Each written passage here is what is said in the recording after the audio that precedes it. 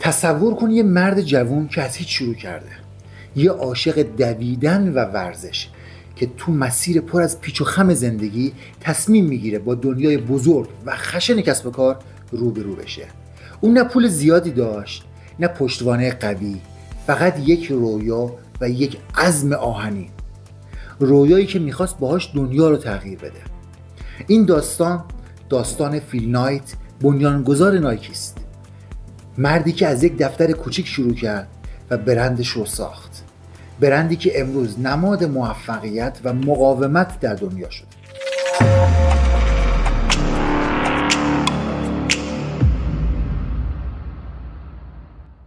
سلام، من میثم روحیم و اینجا چنل فکتوریه، جایی که پشت پرده برندهایی رو براتون میگیم که فکر میکردید همه چیزشون روشنه و قهرمانان است، ولی واقعیت همیشه اون چیزی نیست که تو بروشور شرکت‌ها یا سخنرانی‌های انگیزشی می‌بینید. توی ویدیوی قبلی چالش‌های راه‌اندازی اپل و بحث شیرین بین استیو جابز و استیو وازنیاک رو براتون گفتم. اگه اون ویدیو رو ندیدید همین الان برگردید و ویدیو قبلی رو ببینید، بعد بیان اینجا که کلی با هم کار. داستان امروز ما چالش‌ها و پیروزی‌های فیل نایت و تولد نایکیه. داستان مردی که تصمیم میگیره از خاکستر شکست‌ها پرنده‌ای بسازه که قرار جهان رو تسخیر کنه. داستان ما از سال 1962 شروع میشه. یه پسر آمریکایی 24 ساله، خسته، ساکت و گم شده، با چشمان نیمه خواب و کوله‌ای از سوال، سوار هواپیما شده تا دور دنیا رو ببینه. اسم این فرد فیل نایت، پسر یه ناشر روزنامه در اورگان. نه قهرمانه، نه نابغه است، نه میلیونر زاده، فقط یه پسر معمولی با یک فکر غیر معمول. فکرش چیه؟ میگه اگه بشه کفش ورزشی بهتری ساخت چی میشه؟ اگه بشه دنیا رو برای دویدن تغییر داد چی میشه؟ اون موقع تو آمریکا پر از آدم‌هایی که دنبال رویاهای بزرگن، اما فرق فیل این بود که خجالتی بود، اعتماد به نفس نداشت و در ظاهر هیچ چیز خاصی نداره. اون نمیدونه که دقیقاً دنبال چیه، فقط یک جمله تو ذهنش هی تکرار میشه: یه ایده دیوانه‌وار میخوام، یه چیزی که هم اشتیاق من روشن کنه هم آیندم رو بسازه. ولی از کجا باید شروع میکرد؟ با یک بلیط هواپیما فیل تصمیم میگیره دور دنیا رو سفر کنه، اما نه برای خوشگذرونی، برای الهام گرفتن و جهان بینی. از مصر تا هند، از آتن تا ژاپن، و اونجا تو ژاپن توی سفر بی برنامه جرقه میخوره. یک کارخونه رو میبینه به نام اونیتسوکا تایگر. اون کارخونه کفشایی میساخت که با استانداردهای آمریکایی خیلی ارزونتر بودن ولی کیفیتشون بالاتر. اونجا یه ایده‌ای به ذهنش میرسه، یک ایده دیوانه‌وار. با خودش میگه اگه این کفش‌ها رو وارد آمریکا کنم چطور میشه؟ اگه من نمایندگی فروششون باشم اونجا چطور میشه؟ با انگلیسی دست پا شکسته و ژاپنی صفر جلوی مدیر اون شرکت میشینه. یک ادعای دروغی میکنه که من یک شرکتی به نام بلو ریبون اسپورت دارم، در حالی که اصلا این شرکت وجود خارجی نداره. و باورتون نمیشه اونا قبول میکنن. یه پسر بچه بی تجربه با یک شرکت خیالی اما یک قرارداد واقعی رو میگیره. وقتی برمیگرده آمریکا فقط یه جفت کفش با خودش میاره، ولی همون یه جفت کفش داستانی رو شروع میکنه که بعدها تبدیل میشه به نایکی، برندی که جهان رو با دویدن به حرکت در میاره. فیل نایت حالا برگشته. کجا؟ آمریکا. یک قرارداد تو جیبشه و یک عالم رویا توی ذهن و دلش، اما یه چیز نداره، اونم مثل همه ما پوله. نه دفتر داره، نه نیرو داره، نه حتی انبار. اون فقط یک کارتون کفش داره و اما یک اسم ساختگی برای شرکتش و از همه مهمتر یک دوست و همراه وفادار. بله، بیل باورمن، مربی دو میدانی کالج اورگان. بیل خودش یک اسطوره بوده، کسی که همیشه دنبال ساخت کفشای سبکتر و سریعتر و بهتر برای شاگرداش بود. وقتی فیل بهش میگه من کفش دارم و تو مربی، آیا میای شریک شیم؟ بیل فقط یه جمله میگه: اگه میخوای کفش خوب بسازی باید از زمین مسابقه شروع کنی، نه از روی تخته طراحی. و این شروع شرکت خیالی بود که قبلا دروغشو گفته بود، شرکت بلو ریبون اسپورت. همون شرکت دروغی که قبلا توی ژاپن تونسته بود باهاش قرارداد خوب ببنده. البته به نوعی میشه گفت سر اون شرکت ژاپنی رو کلاه گذاشته. اما واقعیت چیه؟ فیل صبح کارمند حسابداریه. بعد از ظهر تو پارکینگ جلو خونش کفش میفروشه. صندوق عقب ماشینش شده بود یه ویترین و مشتری‌ها دونده گمنامی‌ان که دنبال کفشی بودن که پاشون تاول نزنه. فکرشو بکنین چقدر سطح پایین. فقط دنبال اینه که پاشون تاول نزنه، نه دنبال کفش خیلی خوبه. بعضی روزا فقط تا شب 3 جفت کفش میفروشن. بعضی روزا هم اصلا هیچ. اما یه چیزی تو فیل بود که باعث میشد از پا نشینه. اون باور داره تو باید قبل از اینکه موفق بشی عاشق شکست خوردن باشی. عجب جمله طلایی. و البته زیادم شکست خورد. بانک‌ها بهش وام نمیدادن.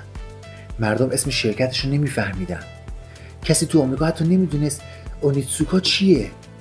اما فیل ادامه داد. هر روز، هر هفته، هر ماه. و در این بین یک چیز عجیبی اتفاق افتاد.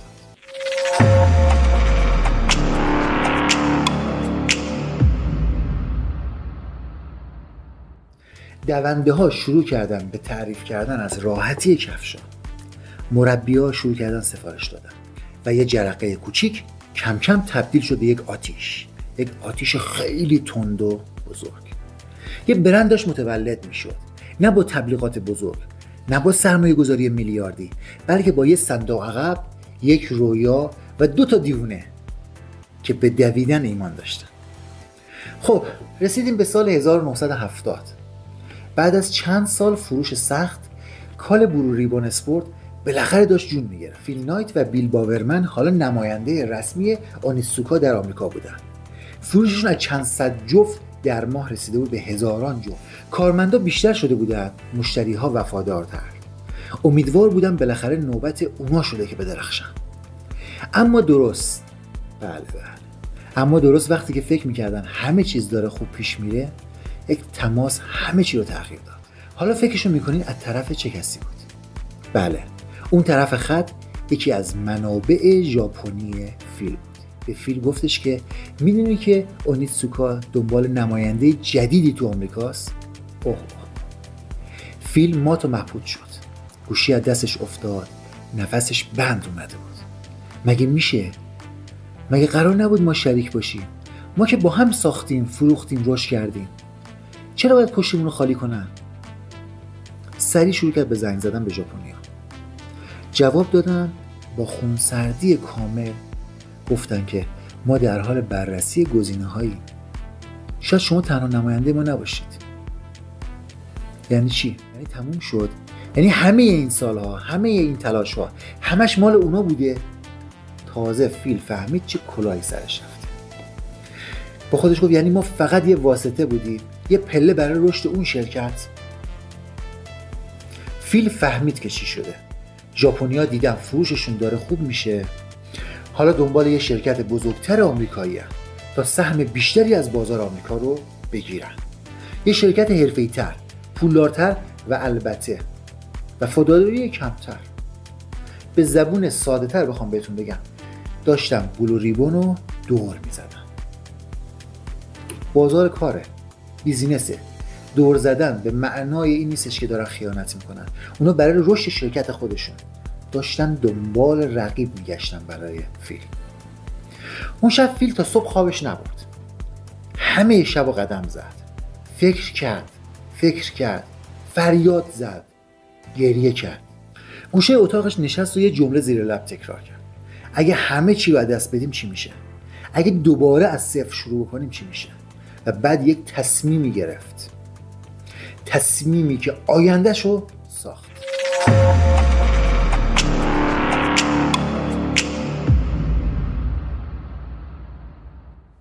گفت اگه ژاپنیا نمیخوان با ما کار کنن، پس ما کفش خودمون رو میسازیم. البته این جمله شاید تو ذهنش گذشت که چطوری، چه کار سخت و پیچیده‌ای. تو ذهنش این بود که ما نباید فقط فروشنده باشیم، نباید فقط واسطه باشیم، ما باید برند خودمون رو داشته باشیم. برندی که اسمش بعدها شد نایکی. شد تابستون سال 1971. یک دفتر کوچیک، دفتری که بیشتر شبیه انباری تا شرکت. یه میز، یه تلفن قدیمی، چند تا پوشه پاره و مردی که پشتش نشسته بود. بله، فیل نایت. تازه از ژاپن برگشته بود، از اون جلسه لعنتی. وقتی فهمید نماینده های شرکت پشت سرش قرارداد بستن، داشتن نمایندگی برندشون رو از چنگش در می آوردن. باور نمی‌کرد. من بودم که این کفشا رو فروختم. من بودم که تو صندوق عقب ماشینم از ایالت به ایالت میرفتم و براشون بازار میساختم. حالا اونا درست وقتی که بازار داره گرم میشه میخوان حذفم کنن. اون لحظه فقط یه جمله تو ذهنش چرخید: اگه قرار منو بیرون بندازید، پس من خودم رو به در میکوبم و بیرون میرم، ولی با یه برند جدید برمیگردم. شبایی بود که خواب نداشت. با جف جانسون، اولین کارمندش، ساعتها تلفنی حرف میزد. دنبال اسم بودن. چند تا اسمم رو میز بود. فالکون، بنگال و حتی یه پیشنهاد دیگه داده بودن.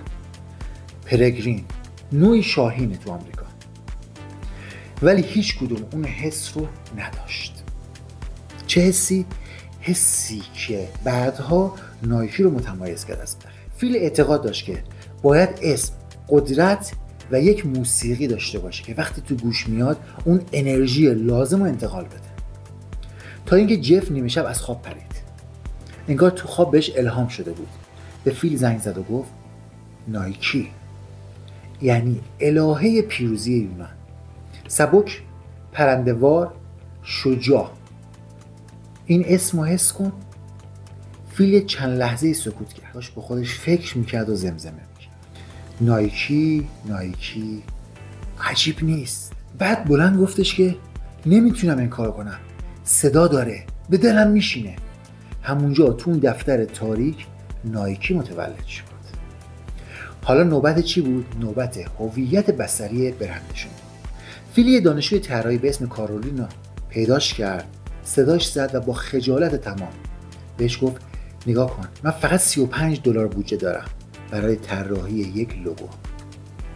میشه یه چیزی بکشی که حرکت و سرعت و انگیزه رو یه جا با هم بده؟ کارولین هم که دانشجو بود قبول کرد. چند روز وقت گذاشت، به یک منحنی نرم رسید شبیه بال. یه حرکت رو به جلو، نه دقیق نه کامل ولی پر از انرژی. فیل وقتی لوگو رو نگاه کرد گفت راستش هنوز باهاش حال نکردم، ولی بذارین یه شانس بهش بدیم. و اون لحظه لوگویی که امروز تو هر گوشه دنیا شناخته میشه فقط با $35 ساخته شد. کارولین سالها بعد بابت اون طراحی هزاران سهم از نایکی گرفت و امروز جز میلیاردرهای دنیاست. ولی عجیب ترین اتفاق داستان ما اختراعی بود که تو آشپزخونه اتفاق افتاد. بیل باورمن، مربی دو میدانی شریک تجاری فیل، داشت صبحونه درست میکرد. وافل میپخت. وایستاد، به وافل نگاه کرد، به بافتش و گفت اگه این الگو رو بندازیم کف کفش چی میشه؟ سبک، چسبنده است، نیروی پرتابم داره. همونجا وافل ساز همسرش رو برداشت و توش پلاستیک مذاب ریخت. وای وای وای، خدا به دادش برسه زنش چیکارش کنه. دستگاه رو نابود کرد ولی زیره کفش نایکی رو ساخت. اولین وافل ترینر، محصول انقلابی نایکی شد. کفشی که مثل بقیه کفشا نبود. این لحظه مهمیه، نه چون یه برند داره ساخته میشه، بلکه چون یه مقاومت شکل گرفته، یک روحیه. ما فقط کفش نمیفروشیم، ما شدیم نماد مقاومت، نماد جنگیدن وقتی که دنیا تو رو اصلا نمیخواد. نایکی متولد شده نه با هیاهو، نه با تبلیغ، بلکه با خشم، با انگیزه انتقام. یه انگیزه انتقام عجب اتفاق خوبیه. اما برند فقط یک اسم نیست. باید وارد میدان بشی، باید بدوی، باید بجنگی، باید ببازی و دوباره بلند شی. و حالا نایکی تو اولین مسابقه واقعیشه. بازاری که هیچ رحمی به هیچ کس نداره. نایکی هیچی نداره، نه پول برای تبلیغات، نه جایگاه رسمی تو فروشگاه، نه ستاره‌ای که کفشاشو بپوشه. در مقابلش قولایی بودن مثل آدیداس، پوما، برندهایی تمام ورزشکارهای المپیک کفشای اونا رو میپوشیدن. برندهایی که فقط با یه سفارش 1000 تا مغازه رو پر میکردن. فیل نایت اما یه چیز داره که اونا ندارن. اعتقاد به اینکه میتونه بهترین باشه. پس اولین استراتژی نایکی چی میتونه باشه؟ بله، حمله به قلب میدون. هدفش هم چیه؟ ورزشکارا. فیل نایت میره سر تمرین دانشگاه، از صبح تا عصر کنار زمین وامیسته، با هر ورزشکار 2 کلمه حرف میزنه، نمونه کفشا رو بهشون نشون میده. بله، نایکی کفشایی طراحی میکنه که ورزشکارا واقعا میخواستنش، کفشایی که وزنشون کمتره، کفشایی که توی پیچیدن سریع بهتر عمل میکنن و مهمتر از همه راحت بودن. یادتون در مورد مشکل تاول زدن صحبت کردیم؟ این کفشا دیگه راحتن و پاها تاول نمیزنن. ولی نقطه انفجار سال 1972. فیل نایت یک کاری میکنه که هیچکس انتظارش نداره. نایکی اسپانسر رسمی تیم آمریکا توی المپیک مونیخ میشه. نه با میلیون‌ها دلار، بلکه با صدها جفت کفش رایگان توزیع میکنه بین ورزشکارا. و البته ناگهان وقتی میلیون‌ها نفر دارن تلویزیون رو تماشا میکنن، لوگوی اونها بیشتر و بیشتر و بیشتر توی دوربین‌ها دیده میشه. حالا نایکی معروف میشه، البته نه کامل، نه جهانی، ولی یه جرقه‌ای برای رشد بهتر بودش. به واسطه این جرقه فروششون بالا میره، اما پول کافی هنوز ندارن. هرچی میفروشن خرج تولید میکنن. حسابای بانکی همیشه نزدیک به صفر. اگه تا اینجای کار از داستان ما خوشت اومده، حتما کانال رو سابسکرایب کن و زنگوله رو بزن و بعدش بریم سراغ ادامه داستان که داره هی لحظه به لحظه جذاب و جذاب‌تر میشه.